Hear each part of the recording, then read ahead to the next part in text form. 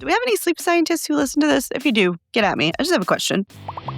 Cameras follow them around all the time and then act completely shocked when the people they meet are very clearly flexing for attention.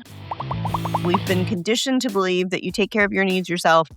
All right, here we go. I'm going to pretend I'm pushing record because that feels right. Okay, I'm pressing record. Boop. Hi, everybody. I'm Lauren Howard. Welcome to Different, Not Broken, which is our podcast on exactly that there are a lot of people in this world walking around feeling broken, and the reality is you're just different, and that's fine. In general, I do not watch reality shows, with the exception of a very, very select few. Very select. One of them is Married at First Sight.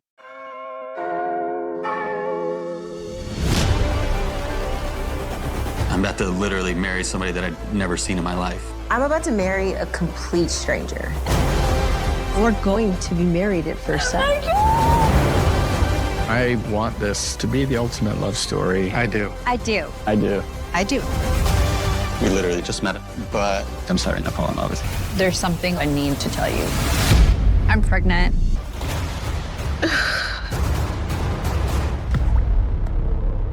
I love the idea of the chaos of literally legally marrying a complete stranger. And also, if you understand like the success rates of arranged marriages and stuff like that, it's not that bonkers to do it. Like, it's bonkers to do it on television. That's nuts. But marrying a stranger, there's like lots of cultural precedent for that, and it works in a lot of places. And like, it has the same kind of failure rates as marrying somebody that you very deliberately picked. And as somebody who very deliberately picked the person I'm married to, who I mostly like a lot, like, there are drawbacks.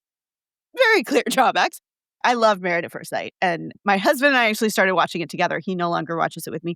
But it was on, like, one of the home improvement networks when we were building the house that we have. And so we kind of, like, accidentally started watching it after whatever home improvement show that wanted to make us believe that anybody can pick up a hammer and build a detail wall. Which is not true, by the way. Not true at all. And then it was like definitely hate watching. And then it was like, I kind of like the show. And he will swear that he did not like it. And he absolutely did, because he could tell you everything about all of these people. And anyway, I don't think he's watched it in 10 years. So every time a new season drops on Netflix, I'm like, I know what I'm going to screw around with. But there's another one that I also like that I am very deliberately not naming. I don't know that I like it more, but I definitely hate it more. I love watching it because it is the most egregious train wreck that I've ever seen. And the people on it very publicly sign up to have cameras follow them around all the time and then act completely shocked when the people they meet are very clearly flexing for attention. I feel about it a lot like I feel about Republicans. What do you mean that tariffs were going to raise prices for everybody and make all of our lives invariably harder and be terrible for the economy? What do you mean that they did exactly what they said they were going to do? What? It's very much like that. Like, what do you mean this person who was willing to expose their entire lives and get all sorts of wild stuff baited out of them by reality show producers who get paid to literally do that? What do you mean they are this person who I didn't realize they were? Like, it's like, really, bro? Really? I can handle like one show at a time, and then I need a break, and I need to watch shows about murder because those are less messy. And then I go back to another reality show, and I very rarely try new ones. I have attempted a handful and barely got through the first episode, so my tolerance for them pretty low. There is, I guess, two. I was going to say one, but two that I pretty clearly know inside and out, and I can roll with the best of them as far as knowledge of these shows, which means that there are certain people who have been on these shows that I know of very well. Obviously, I don't know them, but I feel like I know them because I've seen them do jackass shit in front of thousands and thousands, maybe millions of people knowing that that's exactly what they're doing, or they knew that that's exactly what they're doing. Last Thursday was basically out of the office all day. I went to a funding event in Miami. I got to meet a bunch of really cool investors or potential investors. It was an experience that I thought I would hate and actually really ended up enjoying, except for going alone. I would not do that alone again. Not that it was like unsafe. There is a lot that has to be considered when you're about to go schmooze and shake hands with and meet a bunch of strangers who could potentially at some point give you their money. And I needed somebody with me to be like, no, you cross the street there. Yes, we have to be on the train by this time. Because I was just fully distracted by the sheer amount that I needed to accomplish in that day. And the fact that I also had to handle the logistics of the day, getting from one place to another, ordering the Uber, making sure I ate, finding a Target because my shoes were not going to work. And I also managed to find like the one Target in the world that doesn't sell shoes. So that was a bust. I just decided, I was like, well, screw it. I'm just going to keep these shoes. And that lasted for like less than an hour. And I'm not joking when I say that as soon as I left the event, I threw the shoes out and put my sandals back on. And I was like, we're done here. Shoes are gone. And this is my fault because I remembered I have a pair of shoes that are incredibly comfortable, really cute, and really super high. And I will either wear no shoes or like 5-inch heels. There's no middle ground. Part of that is being short and part of that's having very high arches. But I didn't think about this. I had them when I was up in New Hampshire. I wore them for an event in Boston. I was like, these are the shoes I'm going to wear for the rest of my life. In my brain said I will order a pair to have in Florida. I don't know, I didn't just take out my phone and check and make sure they still existed. They don't sell them anymore. So this is very first world problems. I had to pick alternate shoes and they hurt. Just know that I understand how this sounds coming out of my mouth. And it's also not the point. So I walk into this event. They have this really cool setup. It's in this like super trendy, like industrial type space. We're in Miami. It's all those things. There weren't a ton of people there, but there were probably like 50 or 60 people there. It was pretty well attended. And me being me, if I'm going in and like I know a person or I know who I want to talk to and why, I have no problem walking up to people. But a room full of people who I have no idea who they are and who are all kind of mingling, I was like, I'm going to sit this one out and wait until the festivities start and then I'll figure out what to do. So I found a table and I did have a ton of emails to respond to, and it had been a very long day of travel and I hadn't had a chance to get my computer out in several hours. And so I sat down and tried to get through some things on my email. And I hear somebody come over and say, does anybody mind if I sit here? And I didn't really look up. I just said, go for it, no problem. And he sits down a couple seats, like maybe one seat away from me. And I'm looking at my phone and I hear him say, so are you with one of the investment companies or are you a founder? And at that point, I looked up and said, oh, I'm a founder, and made eye contact with this person that I absolutely recognized. And I'm really bad with faces. So if I absolutely recognize you, you're seared in there deeply. You are taking up space in my brain rent-free. And so I'm looking at this guy going, I know you from somewhere, but not only do I know you from somewhere, I feel like I know you, but I'm certain I have never spoken to you before. So I look down at his name tag, and he has a very distinct name that I had only ever heard one place before. And it was my most favorite / least favorite reality show. And then he explains to me that he's also a founder and that what he does for a living, which was like a whole through line in that show, I am the queen of keeping a straight face. I did not let on at all. But then I go through this like very deep mental dive of, oh, remember when you were a total asshole here? Do you remember when you said this to that person who didn't deserve it? Like, do you remember when you got kicked out of? And I'm like, oh, I know all this guy's dirty laundry. This is impressive. And also, he's one of those people, he probably deserves credit for maybe being manipulated by producers or having the drama played up for the show. I get that. But also there's like tons of stories of shit he's done while the cameras aren't on. And so it's like, you might actually be that big of an asshole.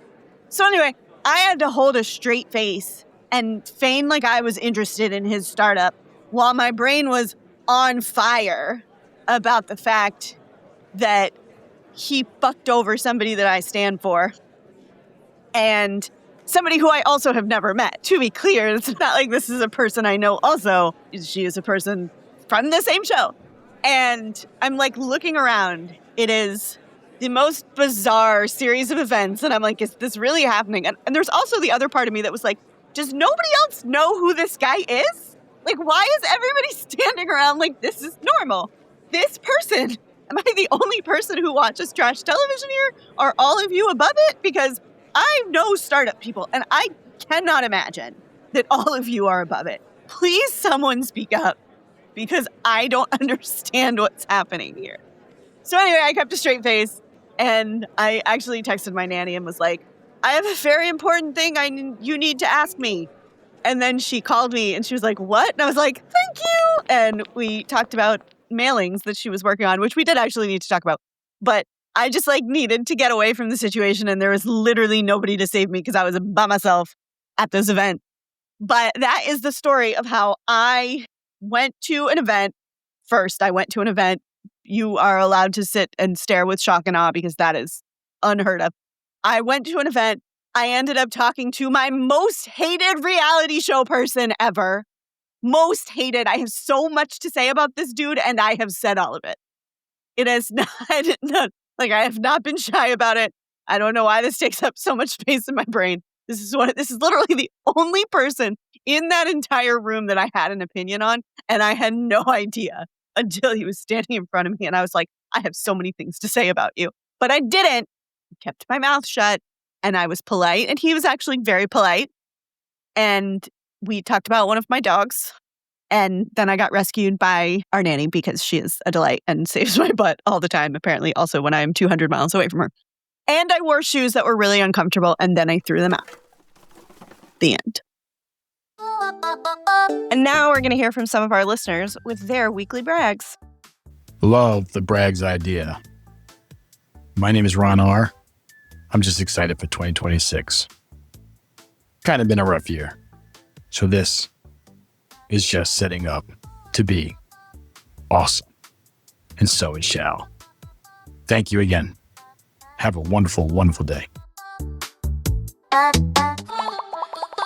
This is a question for, I don't know, maybe the sleep scientists of the world. Do we have any sleep scientists who listen to this? If you do, get at me. I just have a question.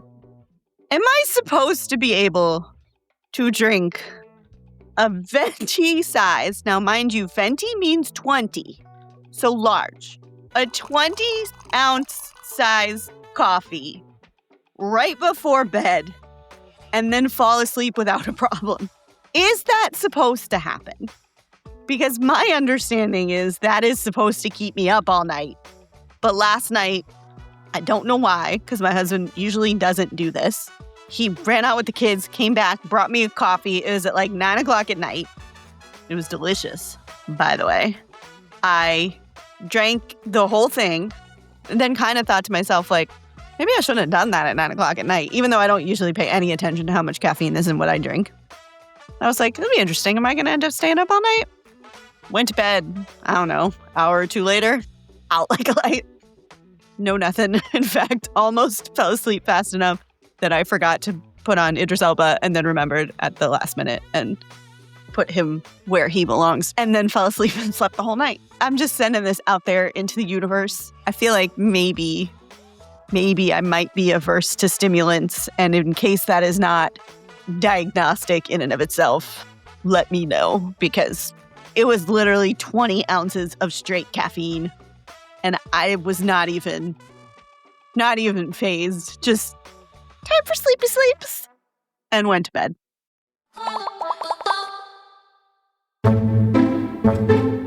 And now we'll go to Allison, who has this week's small talk.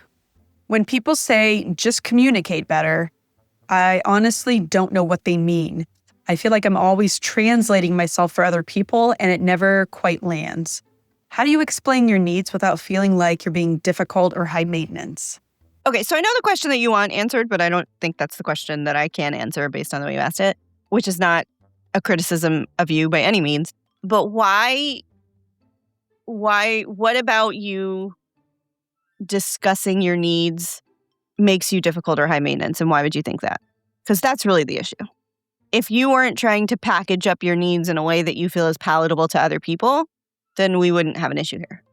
The problem is that you've been told that communicating your needs has to be done in a very specific way so that other people will fulfill them. And that isn't the reality. These aren't wants, these are needs. This is not you saying, I would really like to have a coffee. This is you saying, I really need information delivered like this or else I can't process it. Does that mean you should be an asshole about it? No. There are ways to communicate exactly the way you have to or the way it comes out of your brain without making other people feel bad, without attacking them, without addressing them in ways that makes them uncomfortable.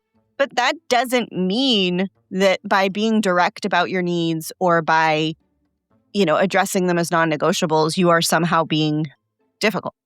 But that's what we've been conditioned to believe. And if you're asking out loud for them, that you're somehow doing something wrong, that you're burdening other people, that you are too much for them, that they're going to get tired of you, etc. That premise is bullshit. Does it happen? Sure. If it happens, those aren't your people. If it happens, fuck those people. They're not the ones that you're supposed to be communicating your needs to. And so the question is not, how do I communicate my needs in a way that makes me likable or not difficult? The question is, why does communicating my needs make me feel unlikable or like I'm difficult? And that's a function of conditioning. You have been told, whether implicitly or otherwise, that having needs is inherently a problem. And that having needs and communicating them is going to make people like you less. And that happens a lot in workplaces. It happens a ton in workplaces where, speaking out about the way you need something done, speaking up about having things modified to meet your needs, or about the way that things are being done that is not the most efficient or appropriate way to do things makes you difficult because you're not just going with the flow. But lots of people try to go with the flow and then drown. So you're not being difficult. You're communicating your needs. You can preface it with, I need to tell you what I need in this situation. Ask me questions if it's not coming across the way that you understand it, and I will very happily explain. But it doesn't have to be about how do I temper the way that I communicate with people so they're more likely to fulfill my needs. Again, you're not asking for coffee. You're not asking somebody to take you out for ice cream. You're saying this is a thing I need to exist in this environment. It's a non-negotiable, and you don't have to make that palatable for other people to have it delivered. Thanks for being here, guys. Have a good day. Love you, mean it.